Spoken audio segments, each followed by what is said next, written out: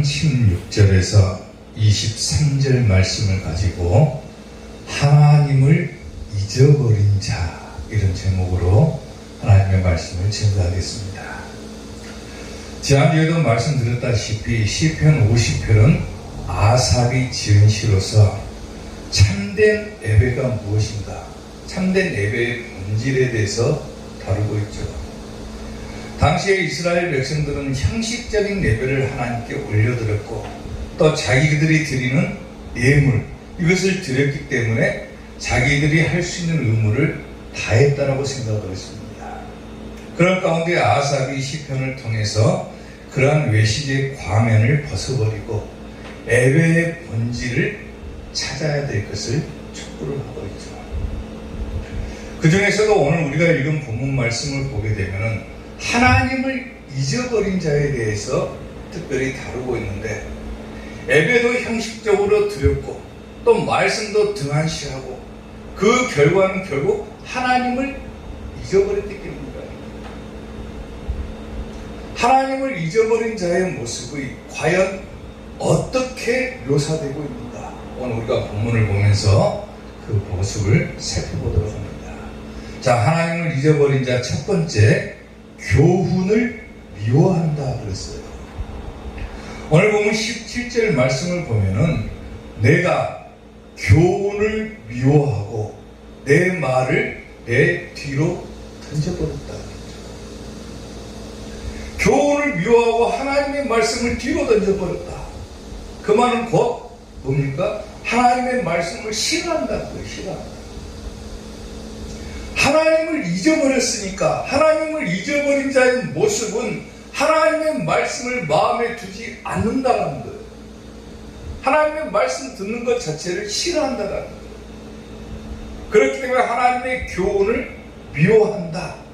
여기서 교훈이라고 하는 단어의 뜻은 뭐냐면은 따끔한 책망을 곁들인 훈계나 징계를 말하는 거예요. 그러니까 하나님께서 말씀을 통해서 따끔하게 충고를 하셨어도, 징계를 하셨어도 그 말씀조차도 미워해버린다. 그리고 하나님의 말씀을 내 뒤로 던져버린다. 그래서 던져버린다. 그렇게 따끔하게 충고했음에도 불구하고 하나님의 말씀을 뒤로 던져버린다. 하나님의 훈계를 무시했다. 하나님의 말씀을 무시했다. 그리고 내 뒤로 던져버린다 그랬죠. 내 말을 내 뒤로 던져버렸다. 여기서 내 말이라고 하는 것은 다른 것이 아니라 당시로 하면은 십계명을 말하는 십계명. 그러니까 통째적으로 보면은 하나님의 말씀을 말하는 거예요. 하나님을 잊어버린 자의 모습. 비록 자기들이 예배를 하나님께 드렸어. 그리고 형식적인 예배지만은 자기들은 예배를 다 했고 헌금을 드렸고 그렇기 때문에 우리가 할 수 있는 것은 다 했다. 근데 그들이 잊어버리고 있는 것이 뭡니까? 하나님의 말씀을 잊어버리고 살았다는 거예요. 하나님이 그렇게 따끔하게 충고하시고 경고하시고 질책하셨어도 하나님을 잊고 살아가기 때문에 그냥 형식적인 예배를 드리는 것으로 나는 내 할 일 다 했다. 십계명은 무시했다. 하나님의 말씀은 무시했다. 악인들은 예배를 드릴 때 그런 모습을 보이죠. 로마서를 보게 되면 이런 말씀이 있습니다. 또한 그들이 마음에 하나님 두기를 싫어한다 그랬어요. 예배를 드리면서도 하나님을 마음에 두지 않고 예배를 드린다. 기도를 하면서도 하나님을 마음에 두지 않고 내 말만 하고 있다. 우리가 찬송을 부르면서도 하나님을 마음에 두지 않고 입만 뻥긋뻥긋하고 있다. 그것은 곧 뭡니까? 하나님을 마음에 두지 않는 자, 하나님을 잊어버리고 사는 거예요. 하나님을 잊어버리고 어떻게 우리가 말씀을 듣고 기도하고 찬송하고, 그것은 전형적인 악인들의 예배의 모습이라는 겁니다. 그들이 마음에 하나님 두기를 싫어하며 하나님께서 그들을 그 상실한 마음대로 뭐 했다고 그럽니까? 내버려둬 버렸다. 버려버렸다고 말해. 버려버렸다. 그리고 합당하지 못한 일을 하게 하셨다 그랬어요. 그냥 버려뒀다 그러면 버려뒀다. 시간이 지날수록 마지막 때가 되면 될수록 이런 현상들이 두드러지게 나타납니다. 하나님을 마음에 두지 않고 살아가는 성도, 하나님을 마음에 두지 않고 말씀을 듣는 자, 말씀을 전하는 자, 하나님을 마음에 두지 않고 기도하고 찬송하고 그리고 자신들이 할 일을 다 했다라고 하는 자, 그게 예배의 외식이라는 거예요. 외식. 마지막 때가 되면은 보세요. 때가 이르르니 사람이 바른 교훈을 받지 아니하며 귀가 가려워서 자기의 사욕을 따를 스석을 많이 든다 그랬어요. 많이 든다. 자기 마음에 맞는 말만 골라듣는 거, 골라듣는 거. 저 말씀은 내가 지키기 힘들고 어려우니까 저 말씀은 내가 팽개쳐 두고 자기가 할 수 있는 것, 자기가 좋아하는 것, 그것만 듣는 거예요. 그것만 듣는 거예요. 말씀을 들을 때도 자기가 하나님을 마음에 두지 않고 말씀을 들으면 어떤 현상이 벌어지냐면 아무리 설교자, 목사가 강단에서 말씀을 전해도 그것을 하나님의 말씀으로 받지 않고 뭘로 받습니까? 사람의 말로 받아버려요. 그리고 우리 목사님은 뒤에 가서 또 그래요. 우리 목사님은 하나 잔소리하고 있다고 그래요. 교회에 나와가지고 하나님의 말씀을 듣기 위해서 나왔는데 열심히 강단에서 목사가 설교를 해도 그것을 하나님의 말씀으로 받아들이지 않고 자기에게 조금 찔리는 말을 하면은 사람의 말로 받아들이고 밤낮 우리 목사님 잔소리하고 있다고 그래요. 책망하는 설교만 한다고 그래요.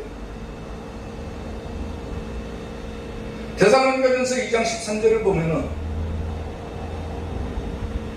이러므로 우리가 하나님께 끊임없이 감사함은 너희가 우리에게 들은 바 하나님의 말씀을 받을 때 그랬죠. 하나님의 말씀을 받을 때 언제입니까? 말씀을 들을 때를 말하는 거예요.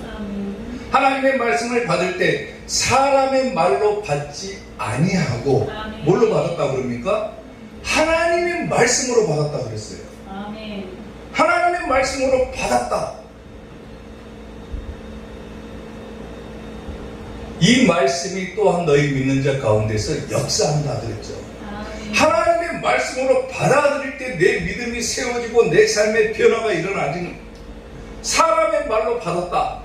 절대로 그 사람의 믿음은 성장할 수도 없고 삶이 변화될 수도 없다라고 하는 겁니다.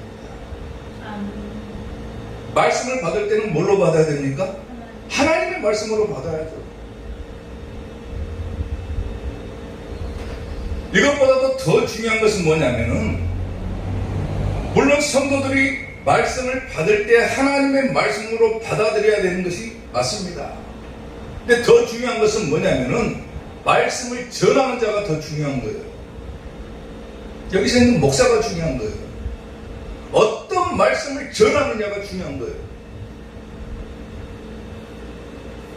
부끄러운 얘기지만은 설교자의 자세는 뭐냐면은 이 강단에 서 있는 동안에는 하나님의 말씀 외에 다른 것을 전하면 안 된다는 거예요. 다른 것 전하면 안 되는 거예요. 오직 하나님의 말씀만 전해야 되는 거예요. 온갖 미사오구를 남발해 가면서 성경 한 구절 읽어놓고 다른 말을만 하다가 끝내버린다? 설교가 아니라는 거예요. 그건. 오늘 본문을 정하고 이 본문에 대해서 설교를 하면 이 본문에 관한 내용에 대해서 해석을 하고 설교를 해야 되는데 이걸 하지 않고 그냥 본문만 읽어놓고 다른 소리만 하다가 끝내버렸다. 그게 곧 사람의 말이 돼버려요. 그러니까 성도들이 말씀을 받을 때도 사람의 말로 받아들여요. 설교자가 중요한 거예요. 설교자가 하나님의 말씀만 전해야 돼요. 하나님의 말씀을 전해야 돼요. 설교자부터 하나님의 말씀을 딱 받고 이 말씀을 하나님의 말씀으로 받아들이고 설교자부터 내가 오늘 하나님의 말씀을 받아들이고 이것을 전해야지 성도들도 이것을 하나님의 말씀으로 받아들입니다. 밤낮 딴소리하고 있으면 안 됩니다. 예전에 목회했을 때 어떤 성도가 와서 그런 얘기를 합니다. 목사님의 설교가 굉장히 귀에 따갑다라는 거예요. 쉽게 말하면 자기에게 책망으로 들리고 훈계로 들리고 그런다는 거예요. 근데 반박을 할 수가 없다는 거예요. 반박을 할 수가. 왜 그러냐 그러니까 하나님의 말씀을 그대로 전하니까 반박을 할 수가 없다는 거예요. 반박을 할 수가. 근데 문제는 뭐냐면은 그 말씀을 하나님의 말씀으로 받기는 받았는데 하나님의 말씀에 대해서 반박조차도 할 수가 없는데 그 말씀을 지키기는 어렵다라는 거예요. 지키는 것은 목사가 해줄 수 있는 게 아니에요. 누가 하는 겁니까? 자기 자신 스스로가 해야 돼요. 아멘. 오늘 내가 목사님이 전한 설교를 받고 하나님의 말씀으로 받아들였다.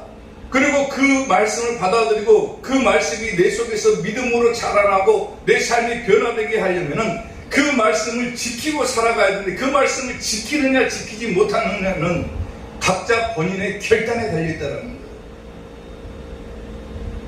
아멘. 그러니까 중요한 것이 뭡니까? 하나님의 말씀을 전해야지 반발할 수가 없는 거예요. 반발할 수가. 성경 한 구절 다 읽어놓고 세상 돌아가는 이야기 뭐 TV 속 드라마 얘기만 막 신나게 하다가 마지막 부분에서 잠깐 말씀 언급하고 끝내버린다. 하나님의 말씀으로 받아들이기가 힘든 거예요. 힘듭니다.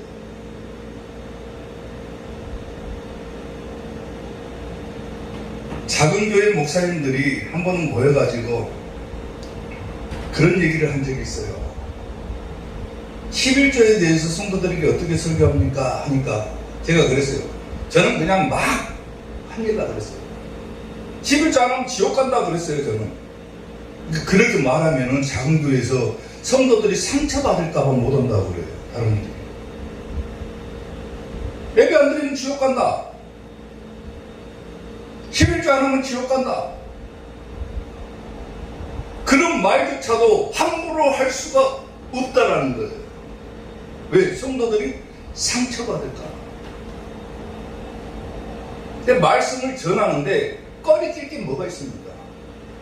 성경 한 구절 읽어놓고 다른 소리만 하니까 성도들이 막 그걸 생각하는, 성도들의 마음을 생각하는 거예요. 성도들이 상처받으면 어떨까? 성도들이 그래도 세상에서 살다가 교회에 나와서 위로받기 위해서 어느 정도 오는데 그 말에 상처받아가지고 또 떠나면 어떨까? 그 걱정을 하니까 설교를 제대로 못 전달하는 거예요. 그러니까 온전한 설교가 될 수가 없죠. 하나님의 말씀을 받아들이고 그 말씀을 받아들이냐 받아들이지 못하는 각자의 결단에 달려있는 것이고 그 말씀을 받아들인 성도는 믿음이 자라나고 변화되겠지만은 그렇지 못한 성도들은 목사가 어떻게 해줄 수 있는 게 아니라는 거예요.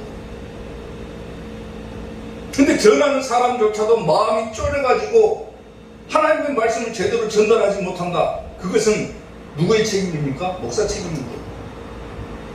가르칠 건 가르쳐야 됩니다. 사도행전 28장 30절을 보면은 자 보세요. 바울이 온 이태를 자기 셋집에 머물면서 자기에게 오는 사람을 다 영접하고 그랬어요. 쉽게 말하면 교회에 오는 사람들을 다 받아들였다는 말이죠. 다 영접하고 하나님의 나라를 전파했다 그랬어요. 뭘 전했다는 겁니까? 천국 복음을 전도했다는 거예요. 하나님 나라를 전파하며 주 예수 그리스도에 관한 모든 것을 뭐였다고 합니까? 담대하게 또 거침없이 가르쳤다고 그랬어요. 거침없이. 설교자부터가 마음이 쫄여가지고 담대하지 못하고 거침없이 가르치지 못하는데 무슨 성도들이 그 말씀을 하나님의 말씀으로 받아들이고 변화되겠냐 그거예요. 자기가 하나님의 말씀을 해석하지 못하고 제대로 전달하지 못하니까 성도들에게 상처받으면 어떨까? 사람의 말만 생각하고 사람의 생각만 하니까 전달조차도 제대로 못하고 받아들이는 사람도 그것을 하나님의 말씀으로 못 받아들입니다. 담대하게 거침없이 가르쳤다고 그래요. 거침없이. 꺼리낄 것 없었다 그거예요. 하나님의 말씀 전하는데 뭐가 꺼리낍니까? 하나님의 말씀에 하나님의 말씀대로 살지 않고 교훈을 미워하고 하나님의 말씀을 뒤로 던지고 살아가고 하나님의 말씀을 지키지 않고 살아가면 지옥 간다. 그게 뭐가 잘못된 겁니까? 목사님은 설교가 너무 세요. 너무 상처되는 말만 해요. 그 자기가 그렇게 받아들이니까 상처가 되는 거예요. 성경에 나온 그대로 가르치는데 뭐가 상처를 받습니까? 담대하게 거침없이 가르쳐야죠.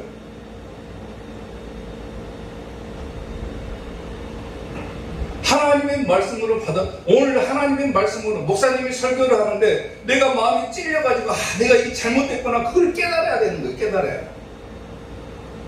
아멘. 아멘. 가장 먼저 일어나야 될 게 뭡니까? 하나님의 말씀을 들으면은 마음이 찔려야 되는 거예요. 찔려야 돼. 그리고 뭐가 일어나는 겁니까? 내가 어찌할꼬 회개가 일어나야 되는 거예요. 아멘. 그래야 변화되는 거예요. 변화되는 거예요. 아멘. 밤낮 우리 목사님 잔소리하고 있다고 또 저 소리 한다고 교회 나와서 마음의 위로와 평안을 얻기 위해서 나왔는데 밤낮 상처되는 말만 하고 있다고. 그건 그 사람이 그렇게 받아들였기 때문에 그러는 거예요. 설교자는 하나님 나라에 관한 것, 예수님에 관한 것을 담대하고 거침없이 가르쳐야지. 잘못하면 잘못했다고 지적할 수도 있어야죠. 목사가 성도들에게 상처된다고 그거 하면 안 된다고. 담대하게 거침없이 가르쳐. 그것을 하나님의 말씀으로 받아들이고 오늘 내가 이게 잘못됐구나, 이 말씀을 받아들이고 내가 오늘 어찌할꼬 회개하고 반성하고 다시 자기의 믿음을 세워나가는 성도가 삶이 변화되고 천국 가는 것이지, 그렇지 못한 성도는 넘어지고 시험에 빠질 수밖에 없는 거예요. 제가 아까 얘기했죠. 가장 중요한 것은 설교자의 자세가, 설교자가 어떤 말을 전하느냐. 성도들이 듣기에 반박조차도 할 수 없는 거다. 그럼 하나님의 말씀인 거예요. 세상 말을 전하니까는 막 강단에 서가지고 목사가 뭐 사주라, 자동차 사주라, 집도 얻어주라, 막 이런 헛소리 해야 되니까 성도들이 우리 목사님은 막 욕심이 많다고 그 소리는 해야 되는 거예요. 하나님의 말씀을 딱 본문 읽어놓고 이 본문에 대해서만 설교를 해야지, 본문 한 구절 딱 읽어놓고 막 저리 갔다 이리 갔다 막 한 다음에 마지막에 잠깐 돌아와가지고 이렇게 말씀이 돼 있습니다, 아멘 하고 끝내버리면은 뭔 변화가 일어납니까? 하나님을 잊어버린 자의 모습이 뭐라겠습니까? 교훈을 잊어버린다, 교훈을 미워한다. 기억에 딱 새겨야 되는 거예요. 하나님을 잊어버린 자의 모습, 교훈을 미워하는 자가 하나님을 잊어버린 자구나. 하나님의 말씀을 뒤로 던져버리는 자가 하나님을 잊어버리고 살아가는 자구나. 기억을 하고 살아가야 돼. 기억을 하고. 말씀을 들었으면 그 말씀을 기억해야죠. 오늘 내가 하나님의 말씀을 잊어버리고 살지는 않고 있는가? 혹시나 하나님의 말씀을 내가 보고 듣고 그러면서도 하나님의 말씀을 팽개쳐두고 내가 듣고 싶은 말만 듣고 있지는 않은가? 그걸 보라는 거예요. 사랑하는 성도 여러분, 교훈을 미워하고 하나님의 말씀을 싫어한다면 그것이 곧 하나님을 잊어버리고 살아가는 자의 모습이라는 겁니다. 절대로 하나님의 잊어버리지 마시고 하나님의 교훈을 미워할 것이 아니라 마음에 새기면서 살아가는 여러분들이 될 수 있기를 주님의 이름으로 축원합니다. 하나님을 잊어버린 자 두 번째, 도둑과 연합한다 그랬어요. 오늘 보면 18절 말씀을 보면은 도둑을 본즉 그와 연합하고 간음하는 자들과 동료가 된다 그랬죠.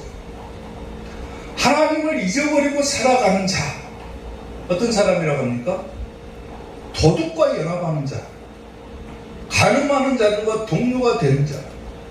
도둑과 연합했다는 건 뭡니까? 쉽게 말하면 도둑과 연합했다 그 말은 뭐냐면은 자기도 똑같은 도둑놈이다 그 말이에요. 도둑놈이다. 도둑을 본즉 그와 연합했다 그 말을 원문 뜻으로 번역하면 이렇게 번역을 합니다. 도둑을 볼 때에 그의 속에서 기쁨을 발견했다 그래요. 그게 원문의 뜻이에요. 도둑놈을 보니까 저 도둑놈이 멋있게 보이고 정말로 멋지게 보이니까 그를 보니까 내 마음에 기쁨이 일어나는 거예요. 똑같은 뭡니까? 도둑놈인 거예요. 헬라 번역 성경에서는 뭐라고 번역을 하냐면 도둑을 보고 그와 함께 도망쳤다 그렇게 번역을 합니다. 도둑놈과 함께 도망치는 놈이 어떤 놈입니까? 도둑놈이죠. 하나님을 잊어버린 자는 도둑놈이라는 거예요. 도둑놈. 도둑질하는 자다 그 말이에요. 도둑질하는 자. 여기서 연합한다 그 말이 무엇을 기쁘게 여기다 받아들이다 이런 뜻을 가지고 있는데 도둑을 볼 때 그와 연합했다. 도둑놈을 받아들였다 그 말이에요. 도둑놈을 기쁘게 여겼다. 똑같은 도둑놈이 됐다 그 말입니다. 우리가 삶을 살아가면서 하나님의 말씀 즉 교훈을 마음에 새기고 살아가야죠. 특히나 우리가 절대로 잊어버리지 말아야 될 것이 뭐냐면은 하나님의 말씀 10계명입니다. 10계명 바꾸면 죽으라고 지켜야죠. 저 이스라엘 백성들은 바리새인들은 10계명을 막 늘려가지고 10가지 계명을 갖다가 613가지로 막 늘려놨어요. 613가지 계명이라고 613계명이에요. 그러다 보니까 자기들도 못 지킵니다. 너무 많으니까. 근데 적어도 우리가 찬송가나 성경을 보게 되면 앞뒷면을 보게 되면 10계명 다 적혀 있어요.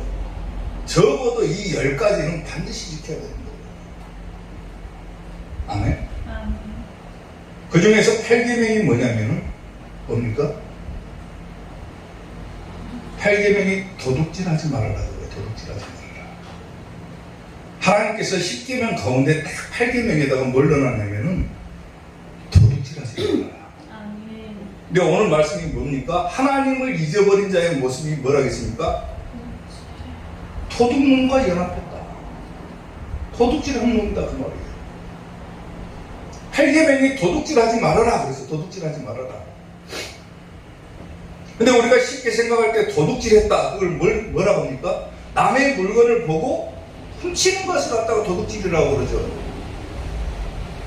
근데 하나님은 도둑질을 어떻게 규정하고 있는 줄 아세요? 말라기 3장 7절을 보면은 만군의 여호와가 이르노라. 하나님의 말씀이죠. 하나님께서 말씀하시는 거예요. 만군의 여호와가 이른다 그랬죠. 너희 조상들의 날로부터 너희가 나의 규례를 떠나서 지키지 않았다 그랬어요.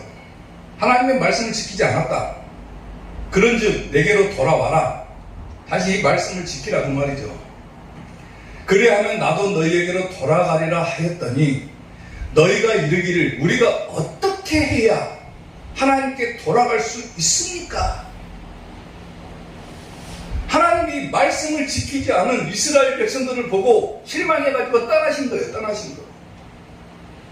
그리고 말씀을 주시는데 왜 내가 떠났냐면 너희가 내 말을 지키지 않았기 때문에 내가 떠난 것이다. 너희가 다시 나에게로 돌아와라. 말씀을 지키고 살아라. 그러면 나도 너희에게로 돌아가겠다 그러죠. 그러니까 이스라엘 백성들이 그러는 거예요. 아니 우리가 어떻게 해야 하나님께 다시 돌아갈 수 있습니까? 물어보는 거예요. 물어보는 거예요. 자 보세요. 사람이 하나님께서 말씀하시는 사람이 어찌 하나님의 것을 도둑질하겠느냐? 우리가 어떻게 하나님께 돌아갈 수 있습니까? 그러니까 하나님께서 도둑질에 관해서 말씀을 하시는 거예요. 사람이 어떻게 하나님의 것을 도둑질하느냐? 그러나 너희는 나의 것을 도둑질하고도 말하기를 우리가 어떻게 주의 것을 도둑질하였나이까 그래요. 하나님께서 이스라엘 백성들을 향해서 너희는 도둑놈이다. 내 것을 도둑질했다. 그러니까 이스라엘 백성들이 뭐라고 반발하냐면은 우리가 언제 하나님의 것을 도둑질했습니까? 그래요. 근데 하나님께서 뭐라고 합니까? 이는 곧 뭐라고 합니까? 11조와 봉헌물이라고 해요. 11조 하지 않았다. 그건 뭡니까? 도둑놈이다 그 말이에요. 11조 안 하고 헌금 안 했다. 도둑놈이다 그 말이에요. 도둑놈이다. 그러니까 하나님께서 떠나신 거라. 떠나신다 그 말이에요. 떠나셨다. 강단에서조차도 11조에 관해서 얘기를 함부로 못합니다. 왜? 성도들이 상처받으니까. 안 그래도 세상에서 힘들게 살아가는데 11조 얘기까지 하면 누가 교회 나오겠냐 그래요.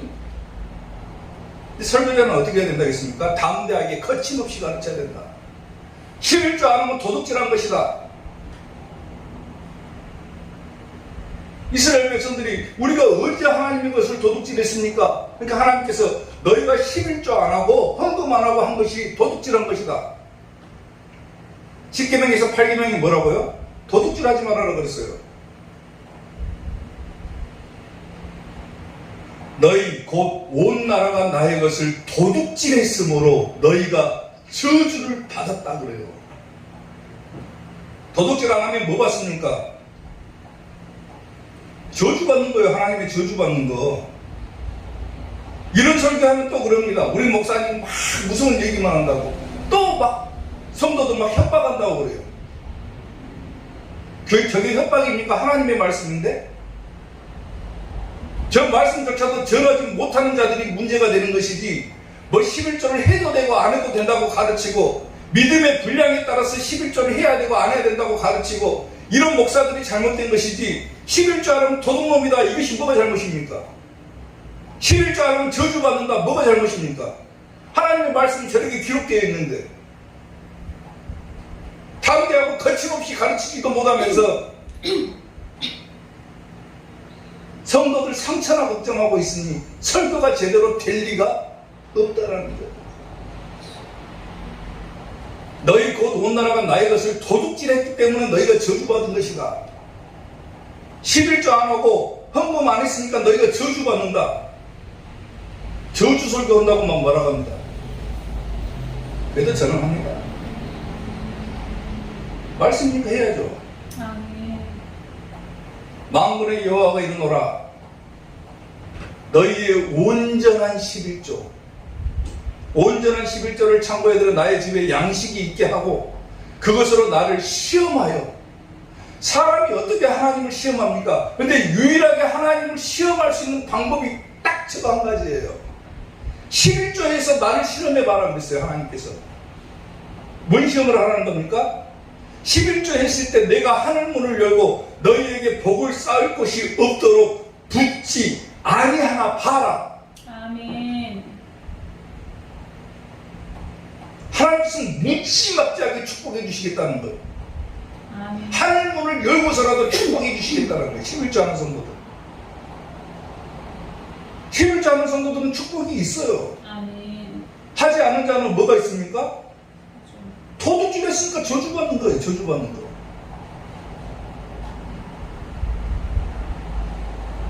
어떤 성도가 11조를 강조하니까 목사님이, 그 목사님을 찾아가가지고 어떤 성도가 물었답니다. 굉장히 똑똑한 성도였던 거예요. 뭐라고 물어봤냐면은, 목사님, 구약에는 11조가 명령으로 규정되어 있습니다. 명령이잖아요. 지금 구약이잖아, 말라기가. 근데 신약에는, 신약 성경에는 11조 하라는 명령이 없지 않습니까? 그런데 왜 목사님은 11조를 그렇게 강조합니까? 물어보더래요. 목사님은 어떻게 합니까? 말문이 탁 막히는 거예요. 사실이거든요. 구약에는 11조 해라, 저 명령이 있어요. 근데 신약에는 11조 해라는 명령은 없습니다. 명령은 없어요. 그러니까 성도가 와가지고 신약에 11조 하라는 명령이 없는데 왜 목사님은 그렇게 11조를 강조합니까? 목사님이 순간 말문이 탁 막혔는데 불현듯 그런 생각이 들더랍니다. 성도님,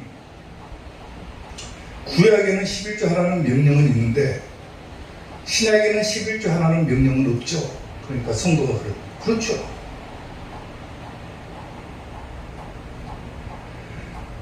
(11조를) 하라는 명령은 분명하게 신약에는 없습니다. 그런데 신약 성경에 11조를 그만해라 라고 하는 명령은 있습니까? 물어봤는데 그만해라. 이제 구약에서는 11조 했으니까 신약에서는 11조 그만해라. 그런 명령은 있습니까? 없죠. 그런 명령도 없으니까 계속해서 그냥 우리 11조 합시다. 그렇게 얘기를 했다는 거예요. 신약에서는 11조를 하라고 하는 명령은 없어요. 근데 11조를 해야 된다는 의무적인 것, 당위성은 분명하게 강조를 하고 있습니다. 보세요.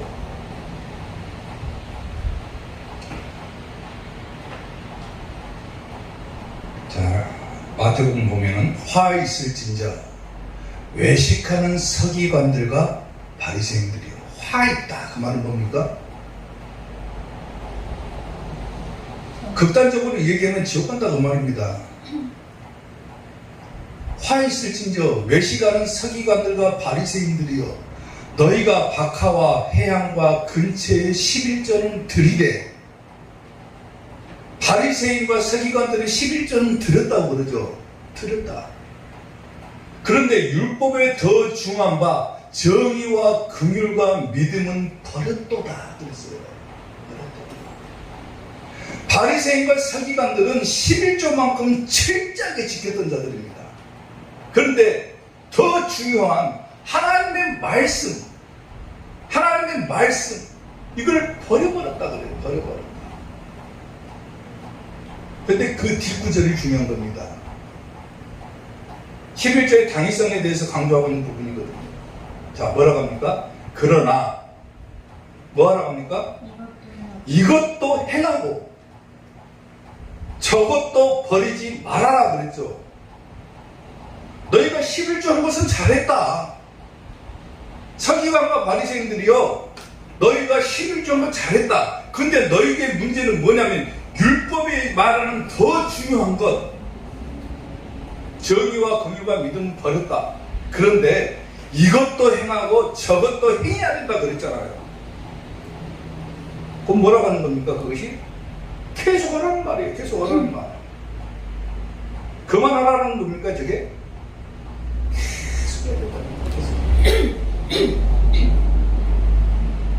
제가 목회를 전도사부터 시작해가지고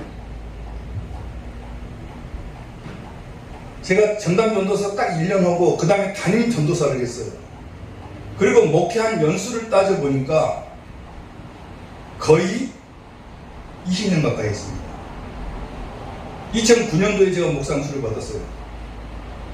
20년 좀 못 됐는데 거의 20년 됐습니다. 목회한 지가. 그러니까 설교 강단에 서가지고 설교한 지가 한 20년 됐어요. 수없이 많은 목사님들을 만나봤고 수없이 많은 목사님들의 설교도 들어봤어요. 근데 그렇게 오랜 세월 동안 목회를 하면서 제가 가장 명설교로 꼽는 설교가 한 가지가 있습니다. 감사하게도 그분하고 저는 같은 지방에 있다는 것이 너무 감사해요. 한 번은 그 목사님 설교를 듣는데 그 목사님이 그렇게 얘기를 하시더라고요. 강단에 올라서자마자 아마 그 모임에서 그렇게 정하셨던 모양이에요. 우리 5분 설교만 하자. 근데 다른 분들은 5분 설교만 하자 해놓고 한 번 10분, 20분 하니까 그 목사님 강단에 서자마자 그 얘기를 하시더라고요. 우리는 5분 설교만 하기로 했는데 다른 분들은 너무 많이 설교를 하셨으니까 저는 딱 한마디만 설교하고 내려갈랍니다. 그러더라고요. 그리고 그 한마디를 큰 소리로 외치고 진짜로 내려가셨어요. 설교 끝났다고. 그 설교가 어떤 설교인지 지금도 막 귀에 쟁쟁합니다. 제가 전도사 때 들었던 거예요. 20년 넘었지만 그 설교가 지금도 제 귀에 막 박혀가지고 그 부분에 대해서 보면은 그 설교가 막 들려요. 그 한마디가. 그 설교가 뭔 줄 아세요? 야, 이 도둑놈들아, 11조 해! 그거 딱 내려가셨어요. 저는 그 설교가 지금도 명설교라고 생각을 한 사람이에요. 딱 한마디 하는 설교. 그 말은 모든 것이 다 함축되어 있는 거야, 함축. 돌고 돌아가지고 그분하고 저는 지금 같은 집안에 있습니다. 자, 시골에서 목회하고 계세요, 그분도. 근데 저는 그분을 우리 한국에서 최고의 설교가로 꼽습니다. 제가 생각할 때 그런다는 말이에요. 왜?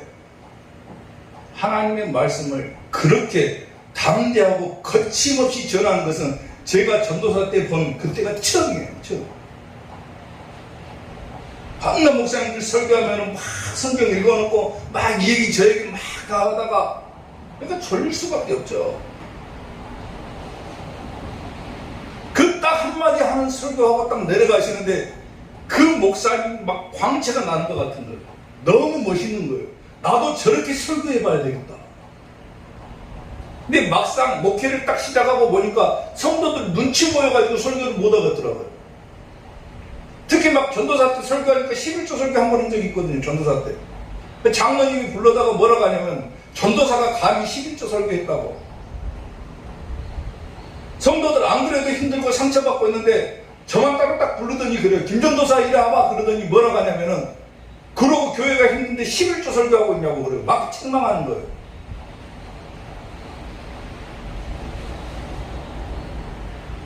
제 성질이 가만히 있을 사람도 아니고 11조 설교하는 거에 뭐가 잘못됐습니까? 장로들은 되들었어요. 가차없이 1년 만에 잘렸습니다. 그 교회에서. 장로들이 나가라고 하고 나갔어요. 그건 눈치본이라고 할 말도 제대로 못하면서 무슨 설교자라고 합니까? 거침없이 담대하게 전해야지 말씀을.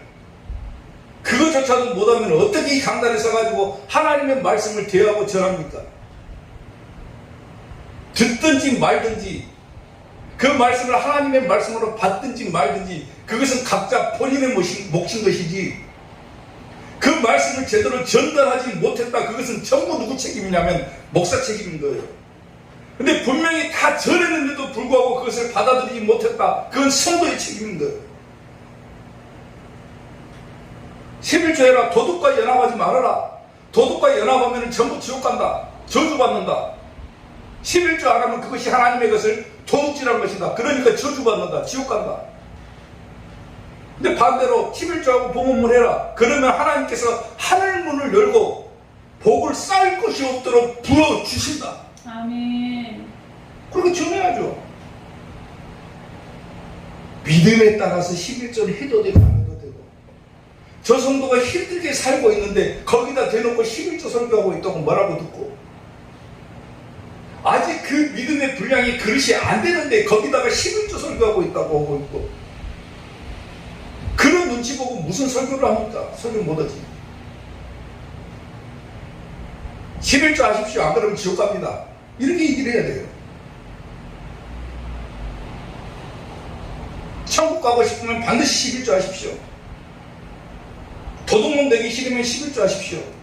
하나님을 잊어버리지 않고 하나님을 마음에 품고 살아가는 자라면은 도둑과 연합하지 말고 도둑놈 되지 말고 11조와 봉헌을 하세요. 그래야 천국 갑니다. 아멘. 아멘. 하나님을 잊어버리지 말고 마음에 품고 살아가는 우리 이삭의 성도들 되시기를 주님의 이름으로 축원합니다. 아멘. 하나님을 잊어버린 자 마지막 세 번째 건질 자가 없다 그랬어요. 하나님을 잊어버린 자는 건질 자가 없다. 오늘 보면 22절 보면은 하나님을 잊어버린 너희여 이제 이를 생각해라. 그렇지 아니하면 내가 너희를 찢어버릴 것이니 건질 자가 없다. 그래서 건질 자가 없다. 하나님을 잊고 살아가는 자는 건질 수 있는 사람이 없다. 그 말은 곧 심판받는다고 말이죠. 구원받을 수 없다 그 말이에요. 구원받을 수 없다. 하나님 외에 구원을 받을 수 있는 자가 없다 그 말이에요. 하나님을 잊어버린 너희여 그러죠. 너희여. 하나님을 잊어버렸다는 것은 뭡니까? 하나님의 명령을 무시했다. 하나님의 훈계와 또 하나님의 질책과 하나님의 징계와 하나님의 요구를 무시하고 살아가는 자를 말하는 거예요. 하나님의 말씀을 외면하고 살아가는 자여. 생각해라. 잘 생각해라. 그렇지 아니하면은 내가 너희를 찢어버릴 것이니 건질 자가 없을 것이다. 그 말은 곧 조금 바꾸어서 말하면 뭔 뜻입니까? 건질 자가 없다는 건 뭐예요? 하나님이 징계를 내리시고 하나님이 심판을 내리면은 누가 감히 그것을 건질 수 있습니까? 그 말은 곧 뭐냐면은 건질 자가 없다는 것은 뭐냐면 하나님만이 우리의 유일한 구원자시다 그 말이에요. 아멘. 아멘? 아멘. 하나님에 의해서 징계를 받아버린 사람, 하나님이 이미 심판을 내린 자는 누가 감히 구원할 수 있습니까? 하나님 외에는 구원할 수 있는 분이 없다는 거예요. 아멘. 아무리 당신을 열심히 믿어도 구원 못 받는다. 사도행전 4장 12절을 보면은 다른 이로서는 구원을 받을 수 없다 그랬죠.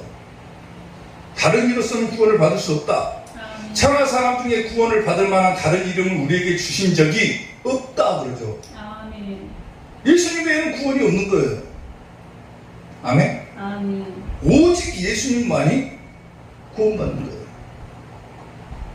예수님 외에 구원이 있다고 말하는 자들, 하나님 아버지 그러니까 또 어떤 멍청한 놈들은 뭐라고 하냐면은 하나님은 왜 아버지만 있냐, 어머니 하나님도 있다 이렇게 말해요. 저쪽 교회에서 그래요. 교회라고 싹 써붙이고 그래요. 어머니 하나님도 있다고. 그런 멍청한 놈들이 어디가 있습니까? 나 누구라고 말 안 했습니까? 안 걸립니다. 걸려도 상관없어요.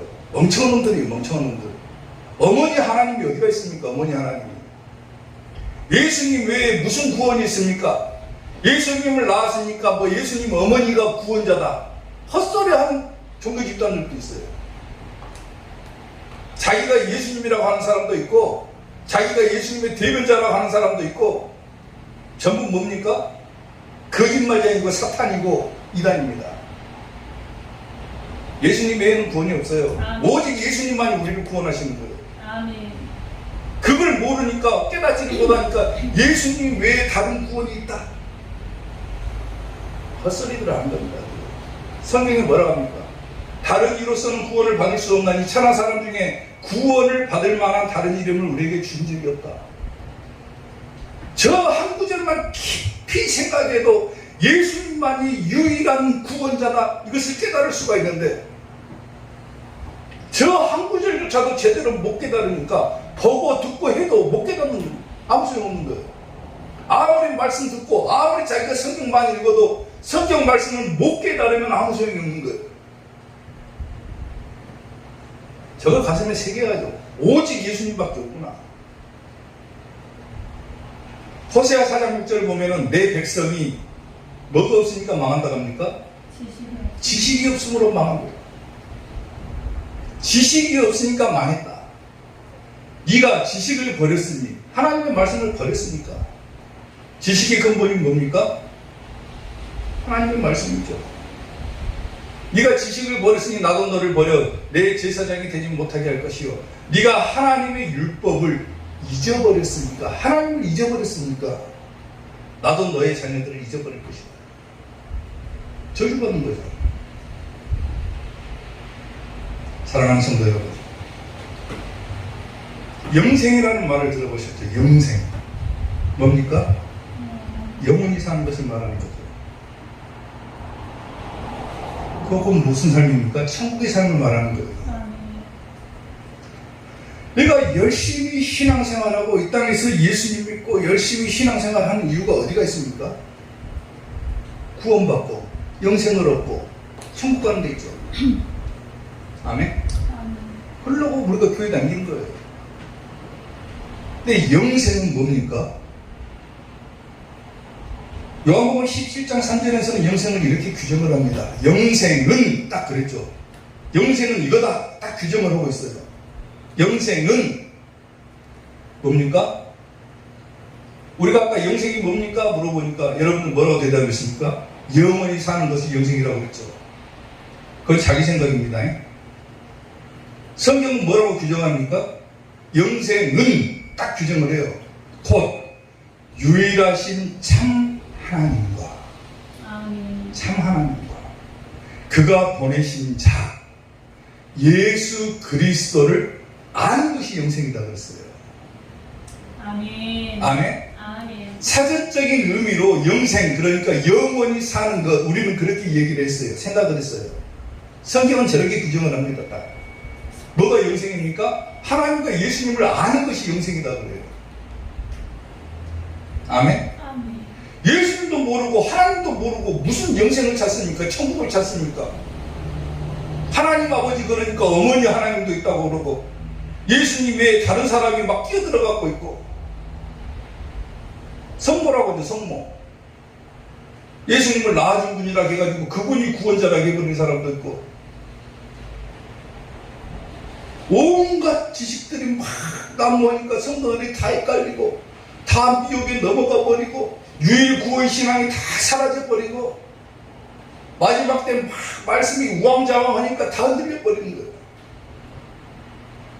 성경은 뭐가 유일한 구원자입니까? 예수님만이 유일한 구원자예요. 아멘. 오직 우리가 예수님을 믿는 믿음으로만 우리가 구원받고 영생을 얻고 천국 가는 것이지, 그것 외에 다른 것으로는 절대로 구원을 받을 수가 없고 영생을 얻을 수도 없고 천국에 갈 수도 없다라는 겁니다. 이것 외에 다른 것 전하면 전부 다 거짓말쟁인 거예요. 전부 이단이고 전부 사탄인 거예요. 사탄.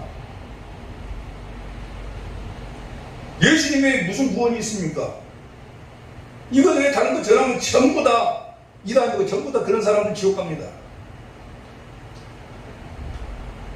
제가 교회가 작으니까 공격이 절대 들어오겠죠. 거의 안 들어옵니다. 공격은. 만약 큰 교회에서 이렇게 설교하면은 막 공격하는 사람들이 엄청날 거예요. 이단들. 근데 좀 대형교회 목사님들이 이런 설교 좀 했으면 좋겠어요. 대놓고 좀 했으면 좋겠습니다. 몇만 명 모이면 목사님들 많잖아요. 그런 데서 그 성도들에게 전해야 성도들도 변화되지, 마음 쫄려가지고 그냥 전하지도 못하니까 예수님의 다른 것 전하면 구원 이단이다, 전부 다 지옥 간다, 이러고 얘기를 해버려야죠. 얼마나 통쾌합니까? 마음 쫄려갖고 못 전합니다.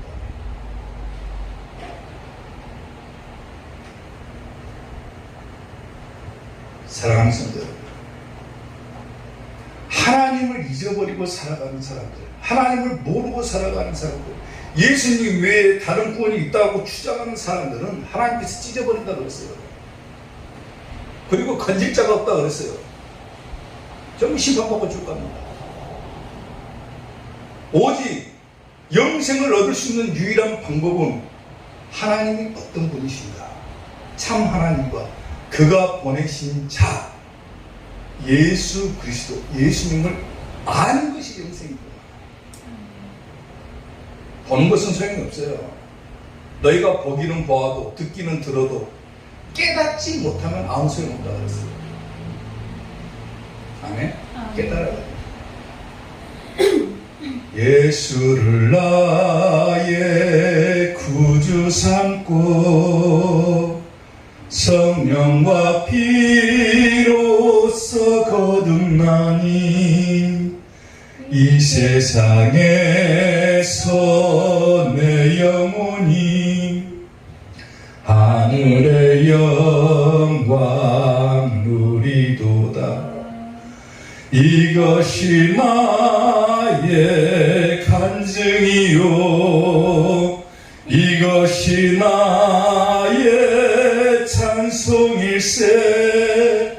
나 사는 동안 끊임없이 구주를 찬송하리로다. 아멘. 아멘. 하나님을 마음에 품으십시오. 아멘. 말씀을 들을 때나 내 삶을 살아갈 때나 기도할 때나 찬송할 때나 하나님을 잊어버리지 마시고 항상 하나님을 마음에 품고 살아갈 때 여러분들에게 영생의 길이 열립니다. 아멘. 천국의 길이 열립니다. 절대로 하나님 잊어버리지 마시고 하나님을 마음에 품고 살아감으로 반드시 천국 가는 우리 이삭교회 성도들 되시기를 주님의 이름으로 축원합니다. 기도하겠습니다.